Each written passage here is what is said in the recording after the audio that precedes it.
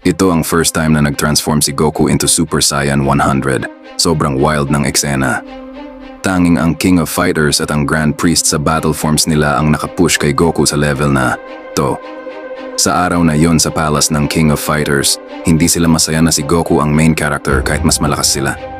Kaya nagdesisyon ang Grand Priest at King of Fighters na tuluyan ang alisin si Goku. Walang hesitation, nag-transform agad ang King of Fighters sa battle form niya.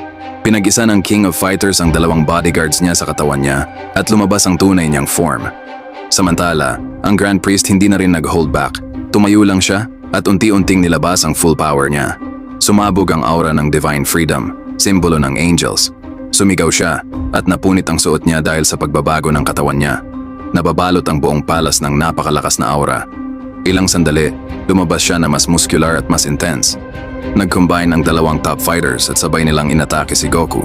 Akala nila sapat na yung aura nila para tapusin si Goku. Pero gaya ng lagi, sa desperate situation, mas lumalakas si Goku. Nagising ang Primal Saiyan genes niya at bigla siyang naging Golden Great Ape.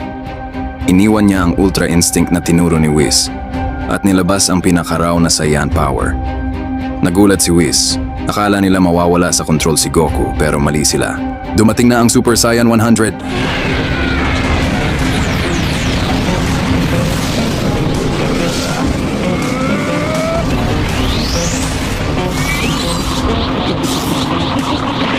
Si Whis, na pinakamahina sa kanila, sobrang gulat sa transformation na to.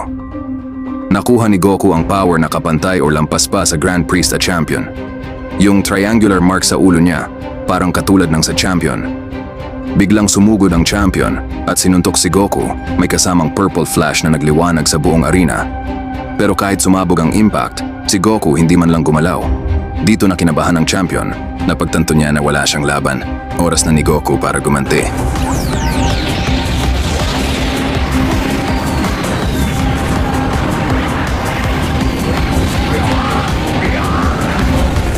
In-extend lang ni Goku ang isang daliri at bahagyang tinap si King of Fighters. Pero yung energy na lumabas halos ikamatay niya. Nagulat si Whis sa sobrang lakas ni Goku.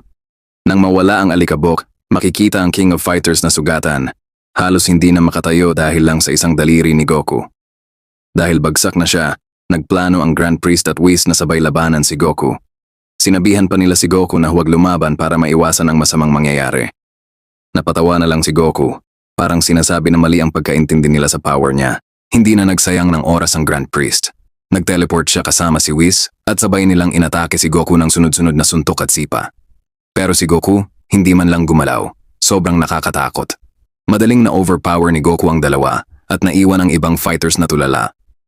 Sa huli, pinatunayan ulit ni Goku na siya ang tunay na main character.